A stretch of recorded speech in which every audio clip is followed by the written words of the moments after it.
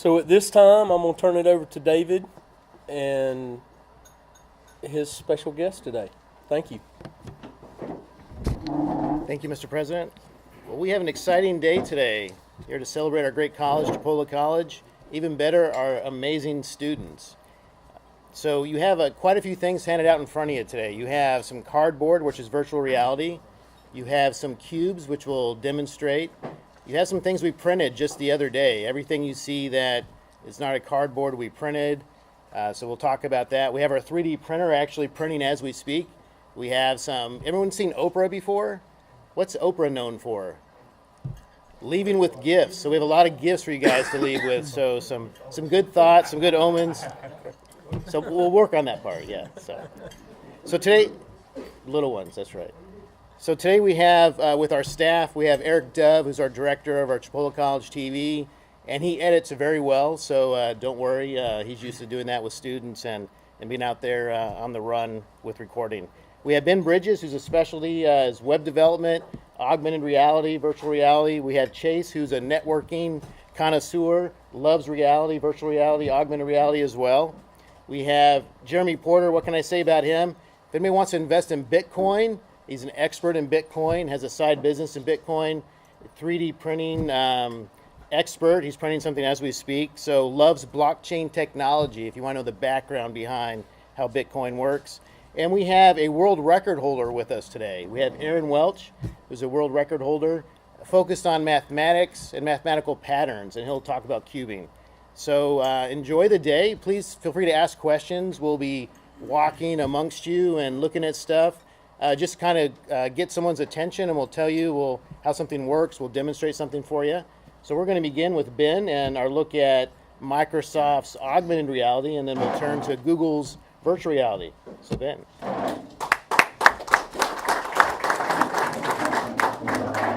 Good afternoon, everybody. I hope you're all doing well today. So we here at Chipola College, we like to invest in technology that we think has a lot of prospect. And one of the things that we've been really studying and researching and working with is what we call AR. Now, we'll get to demo this in a minute, but I want to give you a little background on AR before we do that.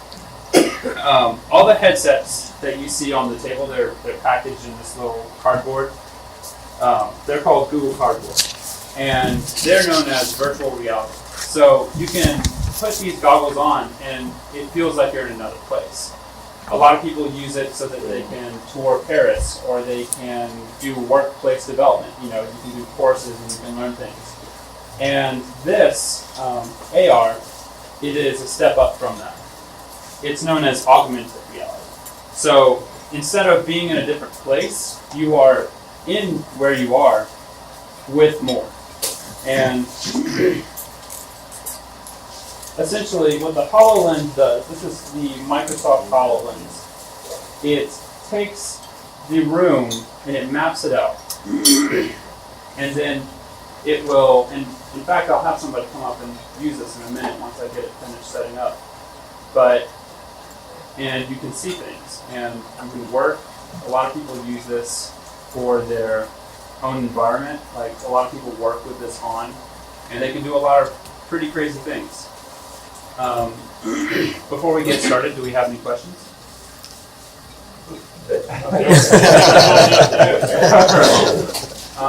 Would somebody like to come up and try it?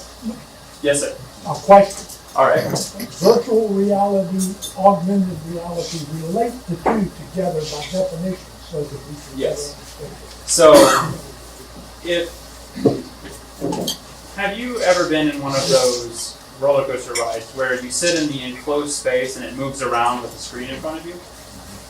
Virtual reality is like that, but it's right in front of your eyes. So you don't feel like you're in a ride, you feel like you are where you are. So for example, and Chase will demo this later, that you can ride a roller coaster, or you can see what it looks like to look through the eyes of a bird and fly, or things like that. Whereas augmented reality, there's actually a joke with actual reality, but augmented reality, essentially, you're in your space as you are, but it's showing things as well. So it's augmenting what you're already seeing. So yeah. In fact, with this headset right now, if anyone wants to come up, they can see like a galaxy. Would anyone like to come up and look? Hell, you asked a question, volunteer, come on. Stand up, Robbie. Yeah, you'll have to come up here to try it. I'll do it, brother. Yes, sir. All right, so the way this works is this is to. I'm gonna need to. Just adjust how your head is. Don't get big enough. Yeah, Barry, put the clothes on, man. So it shows your fantasies. Who's the smart ass? So how do you do this? Yes, that dial will. You can do it while it's on your head. And I got the Look somewhere else, man.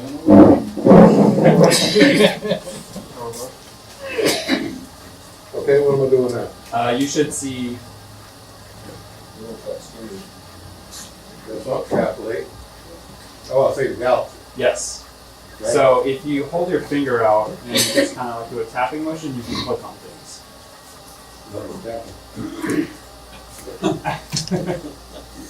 The little white thing running around my finger. Oh, the little white thing is what we call a cursor. It's where you're looking, and you can use that to play. So wherever that cursor is, when you do the tap, is what it is. I see. I don't know how to tap. Pretty neat, though. And this is one of the more simple programs that we can run. But a lot of people use this. The military uses this a lot as a means of like exploring terrain, scouting. You can have a drone camera go through this, things like that. Many different applications. Would anybody else like to try it?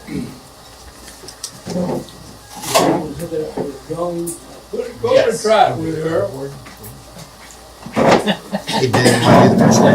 Get the cardboard sign? Yeah, well, and Chase is actually coming up to help us with VR now as well.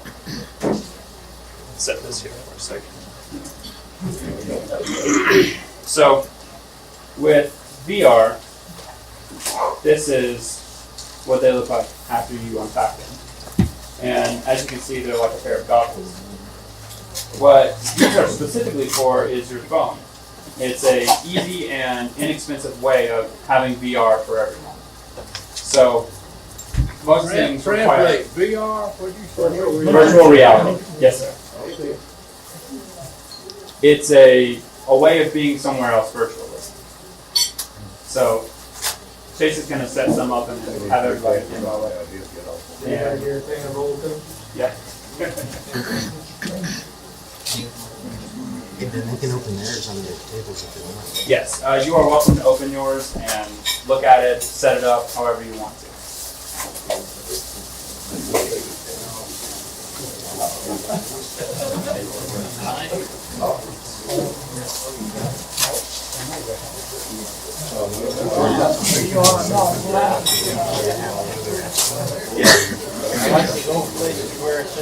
So,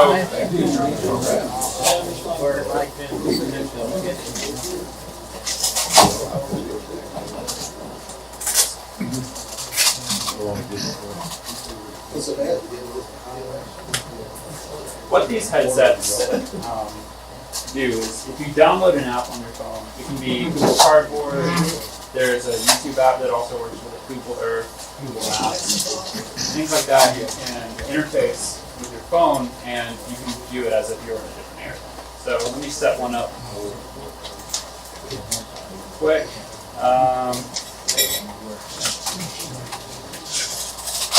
Alright, so you just look right through there. Be sure to hold it back.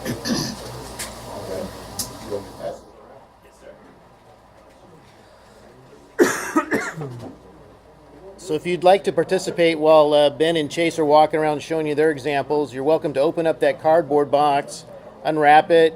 You can fold it. You'll need to flip it, reverse it how it's folded now for packaging purposes. If you have a smartphone, Yeah, we should try one.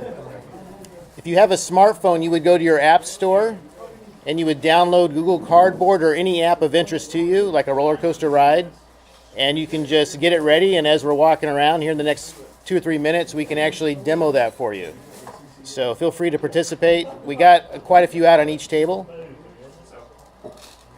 What's neat about the virtual reality is Google thought, instead of going bigger than Microsoft's HoloLens, which this augmented reality is like $3,000, this Google Cardboard is disposable, and we can mass purchase these for like $5 each. So Google had a great idea. Let's go the opposite direction. Let's make it where it's very affordable.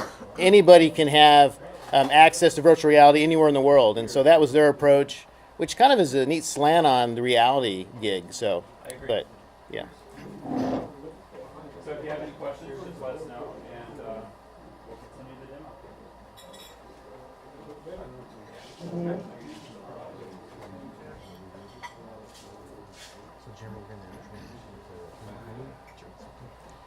While we're demoing the virtual reality, we also have 3D printing with us today. And we have Jeremy. I mentioned to you, you do want to talk with him when you have time about Bitcoin investing. It is something to learn.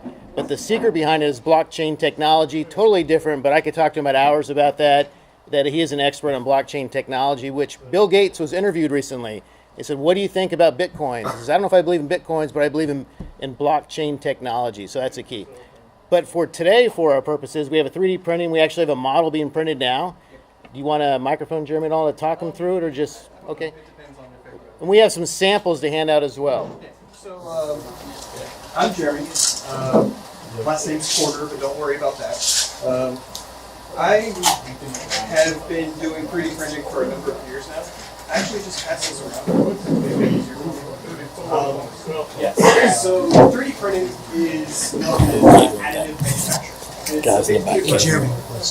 Oh, sure. All right. So 3D printing is known as additive manufacturing. It's a little bit different from normal manufacturing in that normal manufacturing, you generally are taking something away. You're starting with a block of aluminum and you're machining away all of the parts until you have the finished piece. With 3D printing instead, you start with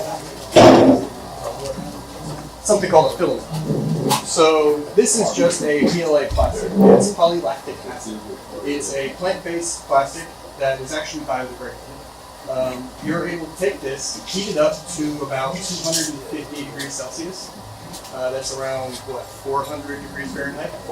It then will melt, and you have a machine that's controlled by microcontrollers and possibly computers to move stepper motors in conjunction with each other to deposit this material into a specific pattern that we produce. So 3D printing is primarily used for quick and iterative development. You're taking a design that you've created for a specific purpose, and you're quickly iterating on that to come up with a final product. You then take that and will deliver it to a further machining process. So currently, you're not able to make fully finished products. You're able to make something that is mostly finished, but it's of course made with plastic. You can't really make automotive parts or something like that with plastic. But the technology is moving forward fast enough that there's actually full metal 3D printing now. You're able to use a sintering process, take a metal dust and then heat it up with lasers or other processes and deposit that into actually fully functional parts. You're able to take these things and actually make human body parts or food or different processes. It's NASA recently actually did a competition amongst nationwide colleges to try to figure out how we're going to live on Mars. And so their idea is to use 3D printing to produce habitats. That's actually something that's being done here on Earth too. We have a company that I believe is in Jacksonville that's actually producing 3D printed homes. They're taking a printer much like that one there, which is a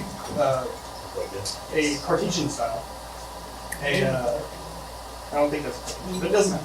You're able to take a printer much like that, size it up, and use concrete to produce a fully livable home. and you're able to do it cheaply and easily in places that don't have the natural ability to like build out a normal style.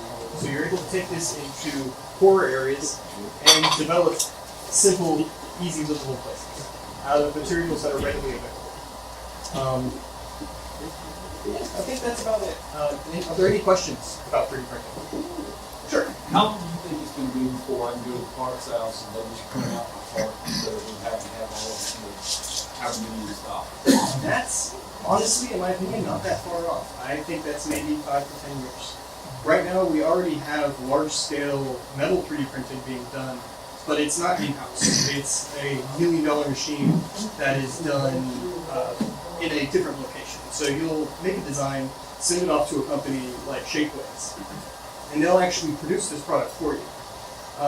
But there are ways that you can do it where you'll print it in PLA, and then you can do another passing of that. So it takes much more time, but it's definitely in the future. Anybody else? You have to literally design this as an example. Right. Could you just take a photograph of that and send it and it do the design? There are methods for 3D modeling where you can use a camera and make not just a single picture, but multiple pictures. So you're fully 3D modeling the entire thing, much like they do motion capture for movies and TV shows. And that can translate into a design. That's much more expensive. It's generally easier to have like a designer using a CAD software to actually just make something. That design, our friend Ben, he actually designed himself. So you can take pictures if it's a 2D model and easily make something. If it's a 3D model, not so much. But it's doable. You must know how a fax machine works. That's a little bit before my time. So, Laser scanning does a good job of 3D. Right. Very much so. You said using the machine like this, building a habitat type house or something? Right. Or what essentially, with concrete, what essentially does it do? Just build a form and you pour the concrete in it? Pretty much what it will do, you'll have a machine much like that, but sized much larger, like room size. So it would be a machine as big as this room, and it will pull the concrete from a reservoir and place it in whatever shape you want. Usually they're buildings in like round type shapes or like octahedrons. So you'll have something that's actually stronger than normal manufacturing for like resistance against wind and say hurricane forces. And then you can do additional manufacturing afterwards. Well, what I'm saying is, you just can't pour concrete in a pile, you gotta have some kind of a form to pour it in. Right. Set it up just like people do. No, with that kind of concrete, it'll dry almost instantly. Yeah, yeah, you can use quick drying concrete. There's also options for you make a form and you can fill it in. So there's a bit. It's not fully automated, but it's getting close. There's some pretty good videos actually of some of this stuff online, and it's absolutely fascinating. Right. Yeah, it's amazing what can be done with this type of technology. For sure. Yeah. So if you want to take a look at this, it actually just finish out. So you can actually make very interesting shapes, things that you can't normally produce. It's got a little bit of a strain on the edge, but it's that is a pyramid made of pyramids. So it's I don't know exactly how many, around 150 or so pyramids to make up that entire object. But you're able to do very advanced manufacturing with 3D printing because you're not taking anything away. To make a shape like that with a CNC machine would be basically impossible. But instead you're making it layer by layer. You're starting from nothing and then building it up till the very end. So you're able to produce things that are basically impossible to make otherwise. So any other questions? So how long would that take? That was, I started that before we started eating. That was about 35 minutes, 40 minutes. You can size that up, you can size it down. You can make something that'll print in a minute, but it'll be really small. Other things that will be much bigger and take me out. Is there a way that they can actually 3D print weapons, handguns, that sort of thing? Is that what you're doing? That's an entire thing. It's actually a little controversial, but there's a person, I can't remember his name, but he spent a lot of time fully 3D modeling basically every gun in existence. He then took these like very high-end 3D models and made them available free on the internet, available for anyone that has access to a 3D printer to produce a fully functional firearm. You of course can't 3D print bullets, but you can produce it in materials like carbon fiber, things that are strong and able to withstand the force. The thing is that the government didn't really like that so much, so they sued him, took him to court, and they argued that what he was doing was arms trafficking. He fought them, and he actually won, because it turns out that it's actually a freedom of speech issue. Because what you're doing is you're taking something and turning it into code. And code is just language. And so this guy took a weapon and turned it into speech. Released it to everyone. He's not actually making weapons for people, but he's making it available for people to produce. So they're out there. It's possible to do. It's not something I've done, but it's something you can't do. Does it take a special kind of 3D printer to do that? Any 3D printer that you can do? Generally, what people would do is they won't produce the full weapon. They'll make, say, the gun stock or the lower receiver or something like that. Things that don't need the high tensile strength. And the rest of the parts are made with simple CNC machines. So you don't actually need a special printer to do it. You just need the right motives, I suppose.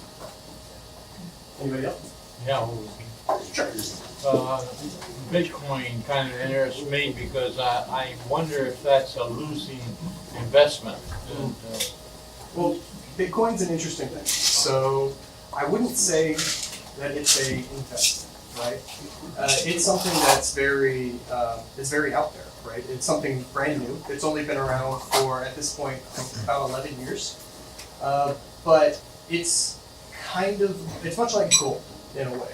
Whereas gold is kind of a losing investment as long as the dollar is doing well. But should something happen where inflation really takes off, you have interesting monetary policies being put in by current administrations or people that aren't even actually elected. We don't have any control over that. With Bitcoin, it's actually set in the code that there's a specific amount that's ever going to be produced. In about 2140, there will be 21 million Bitcoin that have been produced. And to produce a Bitcoin, you have to use very specific hardware with large power requirements. And so that provides security to the network. And so what Bitcoin does is it's more of a technology versus what I would call an investment. If anything, I would say put a small amount of money in it, just to see what it's like. It's had its major ups and downs, right? So you can lose money, but you can also make a lot of money. It's something that takes time. It's an ongoing process for sure. It's just an open way for people to be able to transact without any interference from outside forces, because Bitcoin continues without the need of a third party. It's something that is ongoing and moving on its own. So it's mostly, in my opinion, it's like a hedge. It's a hedge against the current financial ecosystem because it's something separate on its own. Sure. Out of curiosity, where were the information for Bitcoin is being held at? Is it EMP protected? That's interesting because the way Bitcoin works is it's a decentralized system. It's something that it's not in a single repository, right? It requires many, many thousands of people all around the globe to all run the same software, to all agree on the same rules. And so I imagine that there's someone out there that has a copy of the Bitcoin blockchain on a protected hard drive. So should an EMP go off, everyone else might be screwed, but that guy's got the copy of the blockchain. Then if we can get everything back up and running, it's ready to go. There's actually a company called Blockstream that actually put up a satellite in space that actually has the Bitcoin blockchain. So if you have access to a small satellite dish, you can, I think it would be a satellite dish. You connect it to that satellite and you can download it. So I don't know if it's EMP shielded, but it might be. I'm not sure. I'm gonna ask David. Tie all this together. These fellas all smart, know what they're doing, but are you teaching? Could you teach him that? How does Chipotle fit in? Excellent question, Mr. Robert. So what's exciting about the millennials and post-millennials today is they're showing up in a digital experience. They already understand technology, so they already show up with their passion. That was one of the things we're trying to frame today, is that Ben's passion, web development, virtual reality. We've taken that passion, given him some training, some education behind that. Now he can run with it. We're about to show our world record holder here, Aaron, who just loves mathematics. He's applied that to cubing. So Jeremy showed up with a wealth of knowledge, but we've spent time printing and looking at different composites. On your tables, you'll see we actually have wood that we've printed. This is actually printed with wood, and there's a little boat that's out there with wood. We have some with rubber that you'll see. We're actually looking at trying to print a shirt. So we're taking their passion, their interest, and applying it to the technologies that are out there. And I think Chipotle is quite excited about it. We have our own Instagram page just for our 3D printer. And our 3D printer actually has more hits than the college Instagram page. So it's some fun stuff. But if I can keep going here, thank you, Jeremy, with that. That was fantastic. Is we have a world record holder here with us. And solving a cube. I do not solve a cube very well, but we have a bunch of cubes. Aaron solved these. That spells the name of the college, Chipotle College.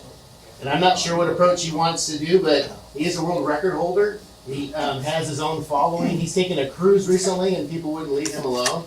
And he's done all this since he's been at Chipotle. So he's taken that passion of mathematics and formulas and patterns and applying it to cubes. He doesn't like the term Rubik's because that's kind of the Walmart brand, but he likes the thought of cubes and kind of off brands. So you could challenge him. He does a blindfolded that's behind his back. He'd like to pass him out. We have a couple of cubes there on the tables, but I'll hand this over to Aaron and tell him what you'd like, sir. You want me to help you? I'll need to answer this, so I'll just speak up. Okay. But as he mentioned, I do hold a world record in Rubik's Cube solving. This is a little excerpt from the newspaper in previous months. And he mentioned that I don't really like the term Rubik's. Rubik's is just the brand that everyone knows. They mass produce Rubik's Cubes. You have multiple on the table in front of you. Feel free to mess those up, do whatever, try to solve them. But Rubik's makes very low quality products. So you'll see that some of them are not made by Rubik's. They will be performing at a much higher quality. But that's just a little personal tangent. These are algorithm sheets. By algorithm, it's basically a pattern. Those sheets have every single pattern, algorithm, every move to solve the Rubik's Cube on those 3 sheets. Now, with solving the Rubik's Cube, there are people who use mathematical patterns. There are people who actually use music to help them solve it. They'll associate a certain sound with a certain algorithm that they have to do.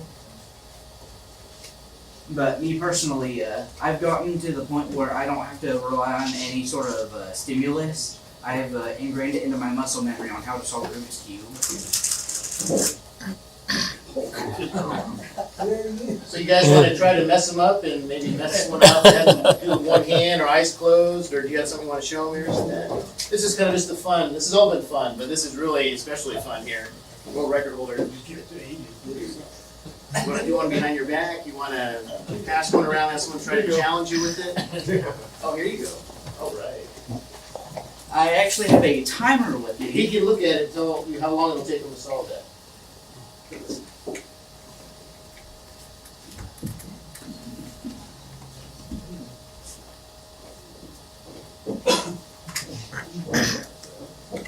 We're trying to keep an eye on the time as well. So. How big is the competition to be world record holder? Worldwide.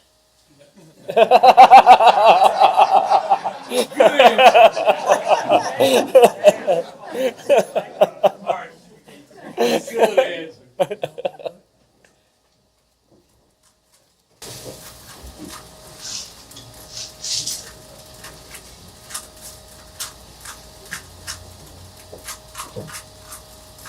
This is likely going to take me roughly 35 to 40 seconds, likely.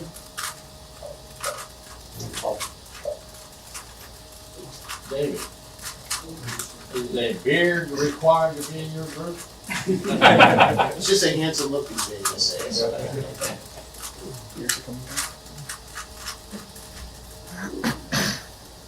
I wouldn't want to be in a card game with him.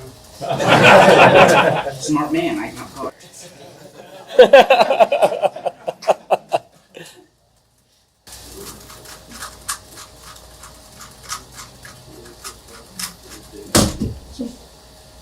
That took 52 seconds. This is a Rubik's brand cube, so as I mentioned, they are rather low quality. So questions for Aaron? So what is the actual world record for? I mean, I understand the solving the cube the quickest. Yeah, he needs to Okay. take another second off of it, which Okay. we haven't televised yet. We need to set that up sometime. But ever since Hurricane Michael occurred, a few weeks after the hurricane, college had resumed, and everyone was in a negative mood. So I thought to liven up the mood, I would go and try to accomplish something major. So this is the Penrose cube. I'll pass it around. It looks considerably different from the traditional Rubik's cube. It still has 6 sides on it, but there's only 3 colors. And as you'll notice, there's some curved pieces. The curved pieces add additional layers of difficulty to the puzzle. So if I were to say that the Rubik's Cube is a 5 out of 10, the Penrose Cube would be a 9 out of 10 for difficulty. Now, And what's your most recent time on the Penrose? my most recent time for the Penrose Cube is 6.1 seconds. Wow. So if we were to mess it up and you're going to do it blindfolded, what do you have to see to know what you're going to do from that point to get to the end? Well, today I haven't really mentally prepared to do blindfold solving, so I won't really be doing that. I may do a little behind the back to show off, but as far as actually doing a blindfold solve, I won't be doing that today.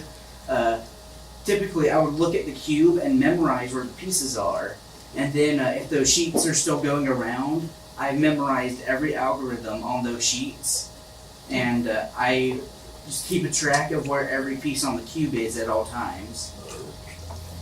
And you're doing that while you're moving through. Yes, sir. Yeah. We have an exciting future. Our students are talented. So you said you count cards. Have you attempted to do that in a casino?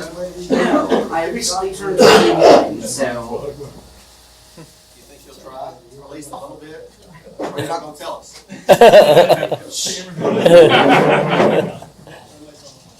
We also have a gift for the president here to thank Mike for all his hard work. The keychain that we have passed out to you, that's a model of Jackson County, if you didn't notice. We thought, what would a president of Rotary need? We thought we'd do a bigger Jackson County, but that might be too big. You need a big vehicle, a big keychain for that.